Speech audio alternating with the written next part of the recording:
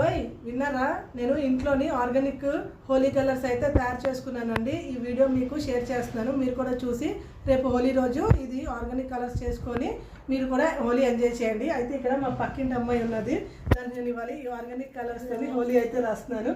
Happy Holi.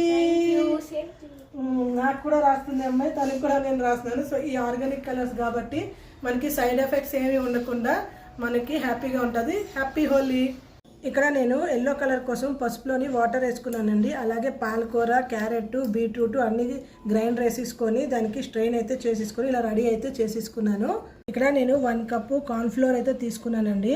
ఒక 1/4 spoon orange peel powder అయితే తీసుకున్నాను. ఇది నేను ఇంట్లోనే తయారు చేసుకున్నానండి. అలాగే ఒక 1/4 స్పూను ముల్తానీ మిట్టి కూడా తీసుకున్నాను.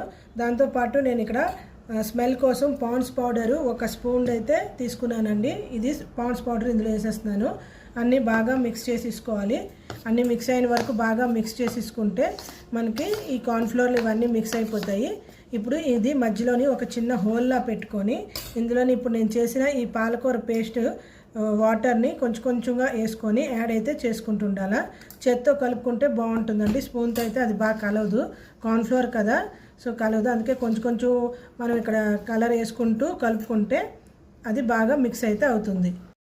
అంతా బాగా మిక్స్ అయిపోయిన తర్వాత ఇవి ఒక పెద్ద ప్లేట్లో వేసి ఎండలోని ఒక 1/2 అవర్ పెట్టుకుంటే అన్నీ ఎండిపోతాయండి. ఎండిపోయిన తర్వాత మనకి ఈ కలర్స్ అన్నీ ఇలాగైతే కనిపిస్తాయి. ఇవన్నీ బాగా ఎండిపోయిన తర్వాత ఇప్పుడు దీనికి మనం మిక్సీలో వేసుకొని అన్నీ గ్రైండ్ చేసుకుంటే సాఫ్ట్ పౌడర్ అయితే వస్తుంది. సో ఈ ఇయర్ మీరు ఈ పౌడర్స్ చేసుకొని హోలీ అయితే ఎంజాయ్ చేయండి. హ్యాపీ హోలీ.